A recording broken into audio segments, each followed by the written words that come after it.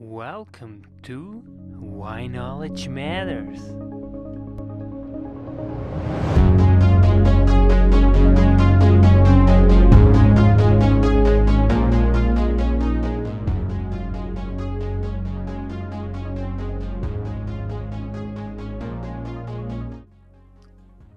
Welcome, Frank. Great to have you. Thank you. Good to be with you. Really nice. I look very much forward for this talk today. Thank you very much. The deep study of Hindu tradition from a Catholic tradition. I would say that I can describe it usefully in two different ways. The first way would be in terms of my professional work.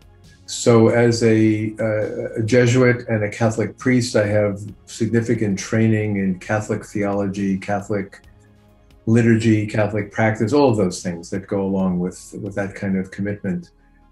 But over the years, I have also, with my PhD studies at the University of Chicago, committed myself to learning from the Sanskrit classical language tradition of India and Tamil, which is one of the vernacular languages of India, particularly in the South, and a very, very old body of literature in Tamil as well.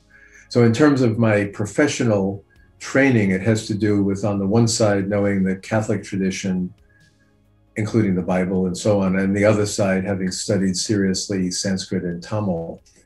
I would just add, though, the second reason might be helpful for listeners, that in terms of personal experience, this has to do when I was in my seminary training in the 70s, I went to Kathmandu for 2 years, and I was in Kathmandu up in the Himalayas, the country of Nepal, which was a kingdom at that time, teaching at St. Xavier's School. And all the boys I taught in the school were Hindu and Buddhist. And through my interaction with the students, through going to temples and stupas and festivals and so on, and bringing some Hindu texts, Buddhist texts in the classroom to talk about, I began to realize that there I was as a Roman Catholic and part of a long missionary tradition, but that actually what was happening was in the 1970s, I was beginning to learn of the great traditions of Hinduism and Buddhism, and that as much as I was teaching, I was learning from the Hindus and Buddhists around me. Then when I came back to the US in 75, it then created the possibility for further study of Christian tradition. And then, as I said before, going to the University of Chicago for deep study in my doctoral program of Hinduism. But it really began in Kathmandu before any academic work, of having this personal sense of, here I am, a Catholic in a Hindu and Buddhist culture. That's not something to be afraid of. It's something wonderful. And it opened up a great new world for me to see. What made you interested in the deep study of Hindu tradition from a Catholic tradition? I think it had to do with the issues that I've just raised. On the one hand, I have a strong view. I'm an older generation, but we were trained classically. Learn the Latin and Greek, learn German and French and so forth, and that you don't really understand your own tradition unless you study it deeply. That it's not simply a matter of, at least for some of us, it's not simply a matter of practicing the faith, which for most people might be quite sufficient, but of knowing it, studying it, thinking about it, going deep into it. And I think what I found then as a young man in the 70s was that why would we not treat somebody else's religious tradition in the same way? So having a superficial knowledge of my own tradition and a superficial knowledge of their tradition doesn't sound like a good idea. But neither is it a good idea to have as deep as one can, or thoughtful understanding of one's own tradition, and then a superficial understanding of the other tradition. And I felt that really these had to be in parallel, these two kind of deeper understandings, that I could go back and forth with some sense of parity, some mutual respect, so that if I was going to learn the Latin and Greek and study the classics of Christian tradition, somewhat as best I could, then I should do and honor the Hindu traditions in the same way by studying the classics, reading the commentaries, studying with teachers, trying to go deep. So instead of quick or surface learning, going deep back and forth between the two as a way of honoring the tradition of the Roman Catholic faith to which I belong, which encourages this deep learning, and honoring the Hindu learning of the traditions I study, which also honor deep learning and expect that at least some people will be deeply learned. So deeply learned once, twice, and then deeply learned in the two together was the ideal within the limits of my capacity that I was trying to do even in the 70s, but now 40 plus years later, still trying to go deep twice over. Why does the deep study of Hindu tradition from a Catholic tradition matter, for example, in the past and today? No, that's a very good question, because obviously what was the case in the past may not still work in the 21st century. In the past, I think, for all kinds of reasons, germane to the growth of any of the great traditions, the very literate large traditions. So Judaism and Christianity, Islam and Buddhism, Hinduism, and other such traditions with great devotion to literature and study. It was considered to be part of the survival of the traditions that you needed in every generation learned practitioners, learned believers who would think and teach the tradition according to the needs of the new age. When I was a student, even in the 1960s in secondary school, it was still a classical attitude that, of course, if you're going to be educated, you have to study Latin and Greek. You have to read Homer, you have to read Virgil's Aeneid, you have to read Plato and Aristotle, the classic canon of the West. And this was sort of taken for granted.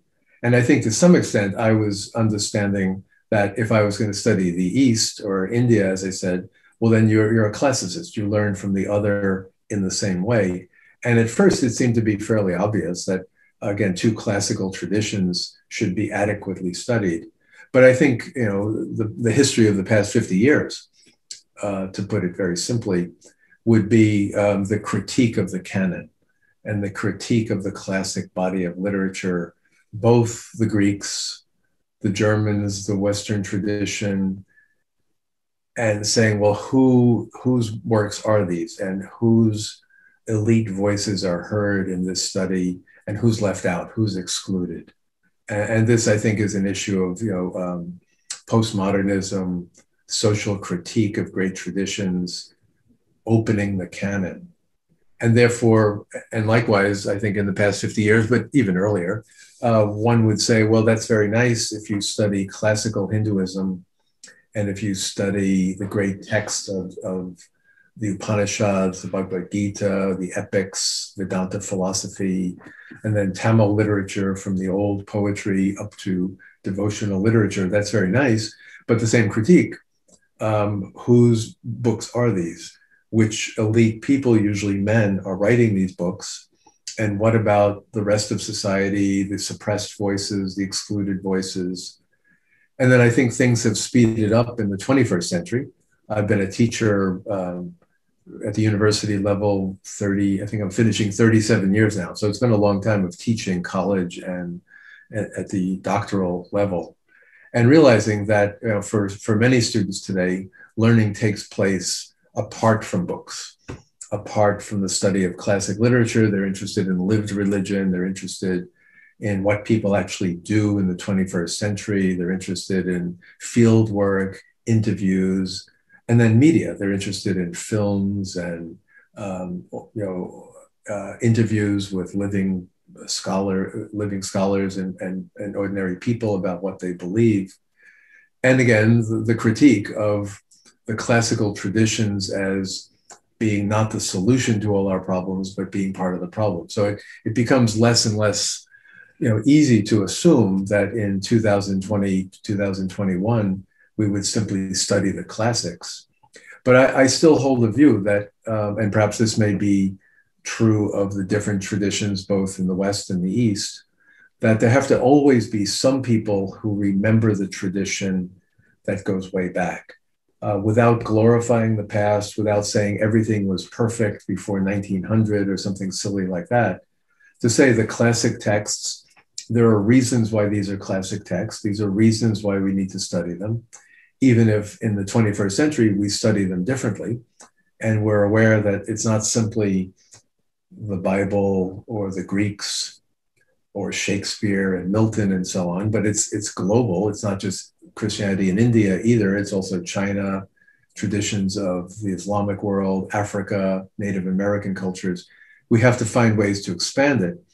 But I still think we need, you might say, religious intellectuals, learned practitioners who remember the tradition and don't reduce what we know about religion to what we see on Facebook or on Twitter or on current media.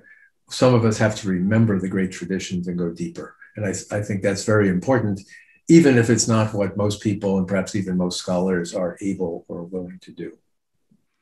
So we are walking on a very thin line, basically, today. Well, we are. I mean, I think, if there were, we are walking on a very thin line. I mean, you're quite correct. Even in terms of the work I don't do, so sociology, demographics, and so on. There was a recent study done, I forget which organization did it, showing that in the United States, it's now under 50% of Americans who are regular churchgoers.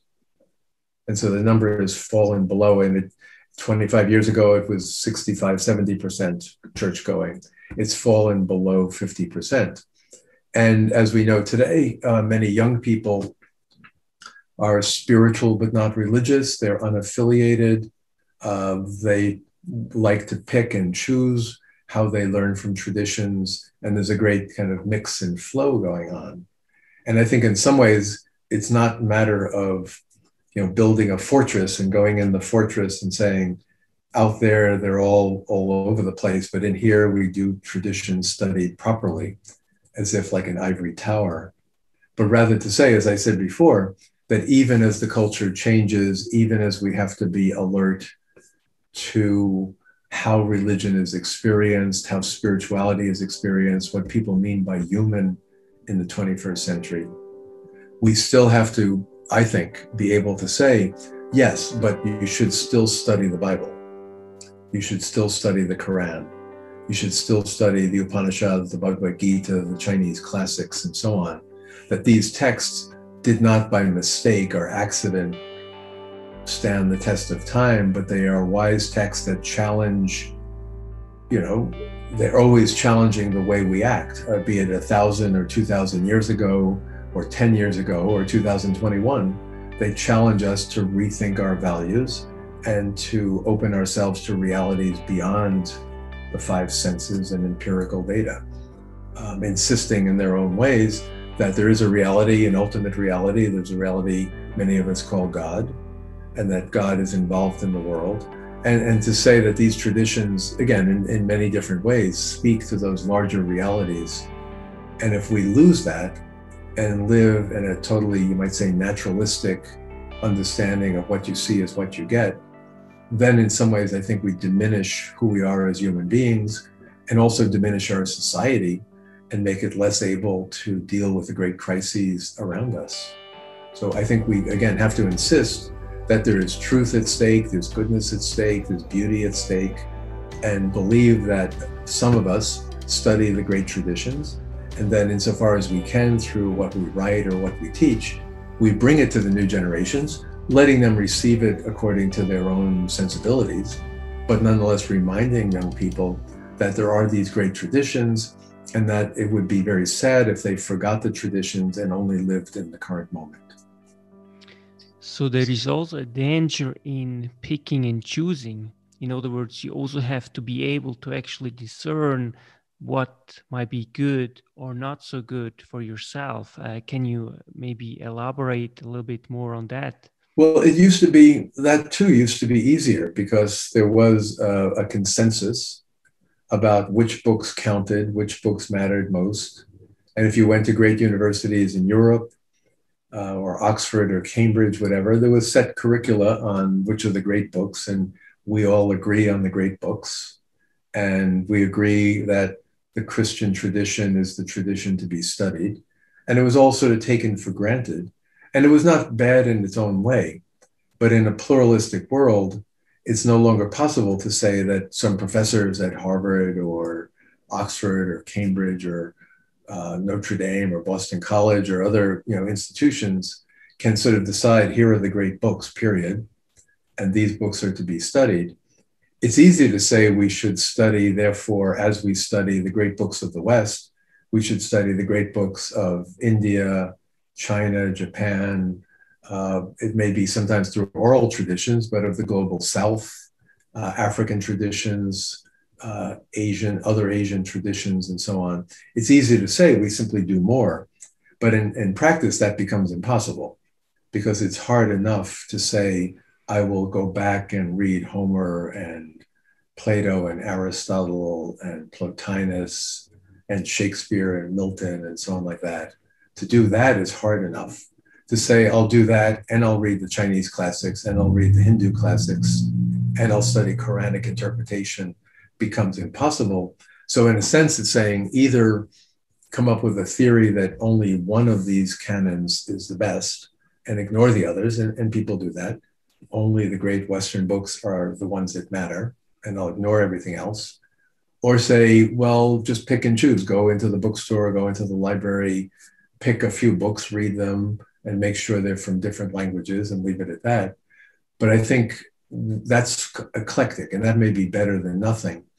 But in some sense of finding ways cross-culturally, interreligiously, to be able to learn at least some of each other's traditions of religion, practice, literature, values, not merely eclectically or picking and choosing. I think we're only at the beginning of facing this. So I think in the 20th century was the period when suddenly it became really possible not simply to think about other cultures, religions far from where I live, but suddenly they're here. And suddenly the books are available, translations are available, everything becomes possible. And that process is speeding up with so many resources available electronically, online, so many classics we can read in translation, so many translations are becoming available all the time. I think we're having, you might say, a case of overwhelming new possibilities that the human race now has to figure out how to deal with. But it's sort of a wealth of possibilities alongside the great problems we face. So we have a wealth of possibilities of learning interreligiously, cross-culturally, even as we have environmental problems, we have problems of rich and poor, we have problems of privileged nations versus poor nations. And then we have instances like the horrible COVID-19 pandemic that devastate our cultures. Are we going to be in this century, or our ancestors in the next, or I'm sorry, our descendants in the next century and the next century, able to face these crises? Not if we forget the wisdom of the past and say we'll just be good people, but rather we have to figure out ways of the collective wisdom of the human race facing up to the problems of the human race that face us all. And I think, therefore, we're at the start of a period where no longer having one only tradition works. Being eclectic is only a medium, stopping point along the way. And therefore, there has to be a further conversation among those of us who care about these issues across cultural lines, religious lines, to figure out how to do this together. And that takes work because many people in different cultures are suspicious of each other. Many are resentful of outsiders. Many great scholars are not interested in anything but their own. So there's enormous work to be done. And I don't see how we can survive if we don't undertake this kind of global, interreligious, cross-cultural learning of the classic traditions of all peoples. Why does the deep study of Hindu tradition from a Catholic tradition matter in the future? Well, I think, again, partly this is my own personal journey, my own personal story. I certainly would not say that the future of Catholicism or the future of Hinduism depend on Catholic-Hindu interrelations, because there are so many other traditions one can study. Even if you're a Roman Catholic, there's no absolute reason to say, don't study Islam or don't study Judaism or don't study China, whatever. But I think, again, what I've found over the years is that there is a kind of a very natural possibility of mutual enrichment between the Hindu and the Catholic tradition. I'm a Catholic Christian. I'm not a Protestant Christian. Protestant Christians can speak about the other possibilities, Orthodox Christians. But I found even in Kathmandu in the 1970s that there are ways in which the great structures of Catholic thinking, Catholic practice, Catholic mysticism are mirrored, and there are analogs in the great Hindu traditions. And I think in some ways for me, what has been very helpful over the years is not simply, again, to say we should expand our learning, which is very true, but that learning interreligiously with a pair of traditions such as the Catholic and the classical Hindu of Sanskrit, Tamil, and other traditions is good for both traditions. And we're talking about billions of people. And again, not every, most people, 99% will not be scholars and don't have the privilege or the opportunity to be scholars or the interest. But that for me, to speak personally as a Roman Catholic, I think it is very, very useful for the Roman Catholic tradition that we open it up by learning from the Hindu traditions, because we think there are many unique ideas about Catholic theology, Catholic view of the sacraments, Catholic views of community, Catholic views of ethics, Catholic views of natural law, Catholic views of mysticism and prayer, that in fact are partly distinctive of the Catholic and maybe even unique. And they're, the basic elements in the creed of the Christian churches. There are many unique elements there of faith in God, faith in Christ, faith in the Spirit. However, much of what we're talking about and learning is possibly enriched and deepened by looking in the mirror, looking into the face of another tradition and realizing that they have a similar depth and have talked about many of the different issues that we ourselves talk about. I mean, this has been a theme of mine for many years.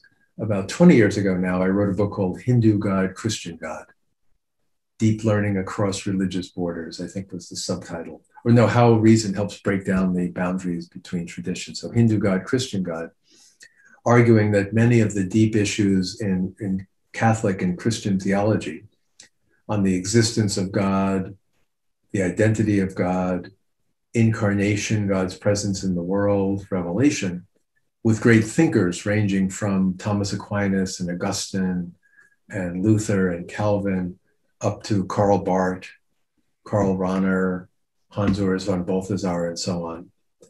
All of those issues have serious parallels in Hindu thinking about the same points. And that if we really care about the existence of God or the name of God or incarnation or revelation, it would be unreasonable not to learn interreligiously. Last year, I published another book with the same kind of theme called Reading the Hindu and Christian Classics, Why and How Deep Learning Still Matters, and basically saying it's possible and can be done, and there's no reason not to take up great themes, great ways of learning of one's own tradition, along with learning from another tradition, such as the Hindu in my case. And so the growing in the faith, being instructed in the faith, knowing the truth of the faith, practicing the faith, doing this twice over is better than doing it once only. Even if once only in the end is the faith you're committed to.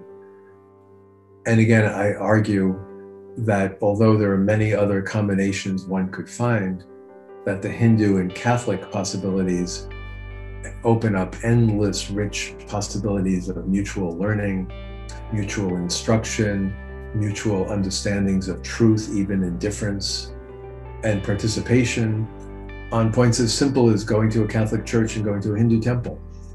Anyone who has done both knows that there are parallels and that some of the experience can be the same.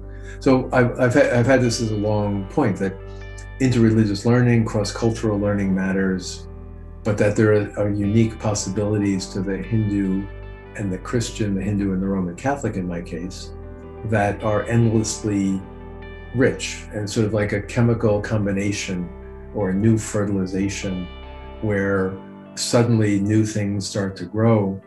But in the end of the day, people who want to keep the faith of their own tradition find that when I study that other tradition, it challenges, purifies, deepens my faith in my home tradition too. And I think that's worth doing, because we can't pretend in the 21st century, I'm sorry, the only faith that matters is the Roman Catholic faith. We have nothing to learn from others. How sad there are other people of pluralism and so on. But we don't want to be superficial. So things like this, going deep in one's own, going deep in another tradition, such as classical Sanskrit, Tamil, Hinduism, is good for the soul of the Catholic Church and good for the mind of the Catholic Church. And that's why we need to do this kind of work. And as best we can in our writing and then teaching, pass it on to new generations as best we can.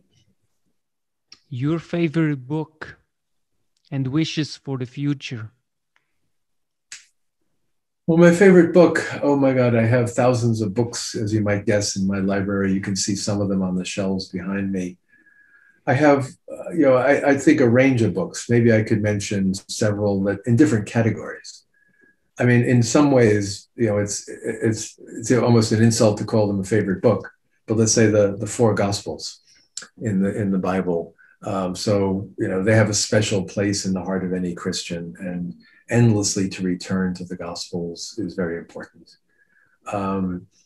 But stepping aside from that kind of work, I think one of the books that influenced me most, two of the books that influenced me most when I was very young, were in the category of Russian novels, reading Dostoevsky's The Brothers Karamazov.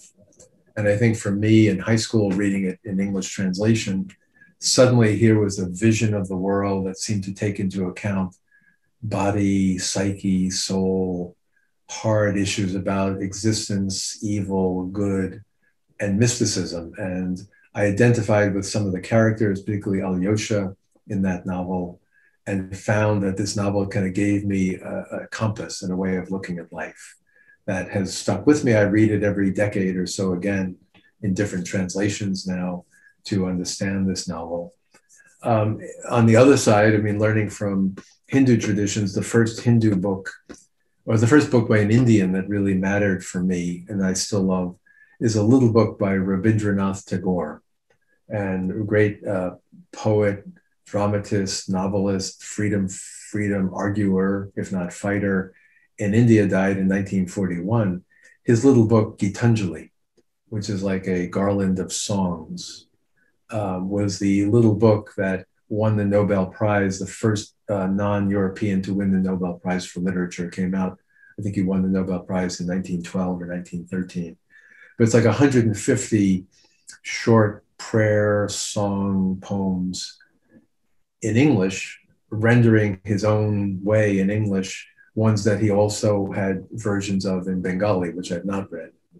And I think what I found there was, aside from reading, later the Upanishads, the Bhagavad Gita, and so on, that Tagore's Gitanjali, suddenly there was an immediate possibility of experience and contact, and that I didn't need footnotes, I didn't need secondary sources, but Tagore's beautiful rendering of sentiments of mysticism, love of God, the sorrows of life spoke to me immediately, even though it was written by a Bengali Hindu who died before I was born.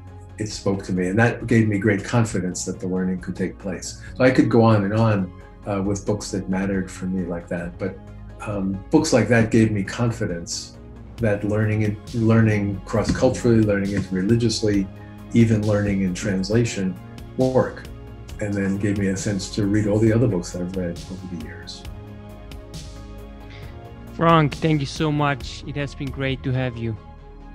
You're welcome. Nice to be with you, and I'm very glad you're doing a series like this and raising important issues, and I hope our conversation helps others to think about similar points, and particularly younger people looking to the future, where will we go from here? But this has been a great occasion, and I enjoyed having our conversation. Thank you, Yannick. Thank you so much, Frank. Okay.